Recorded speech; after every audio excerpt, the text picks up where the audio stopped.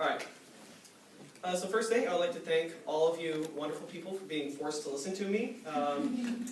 I'll try to get this done as painlessly and as efficiently as possible. So today I'd like to talk to you about the Valley Christian lunch card system.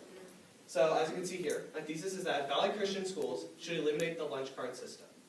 So the way this system works is that the very first day of school, at registration day, you are given a code.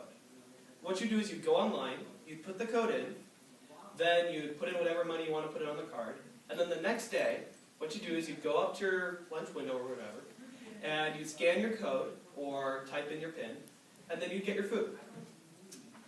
Now, the system did not have a very good start. The very first day, it crashed multiple times, and students were not able to move efficiently through the lunch lines. Also, I talked to several students who were not able to buy their lunches that day because they either didn't have their ID, they didn't have their PIN memorized, or they just didn't bring any money with them. So I was talking to Christian Cocky recently. He works the lunch line, and he had a very strong opinion on the lunch line system. He thinks it's horrible. And the reason he thinks so is because there's only one computer for every 2 windows. Now, with the old money system, the way it worked was that there were 2 cash boxes for every 2 windows. Whereas now there's one computer for 2 windows. Basic math shows that the new system is less efficient.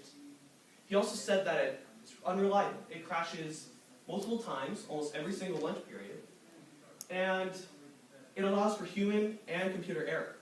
He said that it has a hard time tracking who orders what, so if Melinda were to order a slice of pizza, and Noah were to order 6 slices of pizza, the computer will have a hard time tracking who bought what.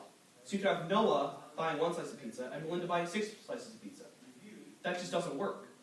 Now, there was a study done by ecoliteracy.org that said that students on average have about 10 to 15 minutes per lunchtime to socialize with their friends.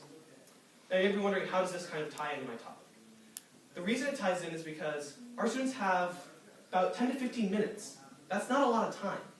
So when a new system that relies on unproven and unreliable technology, we should seriously look at if it's efficient enough for our students. We can't let an inefficient system take away from our lunchtime.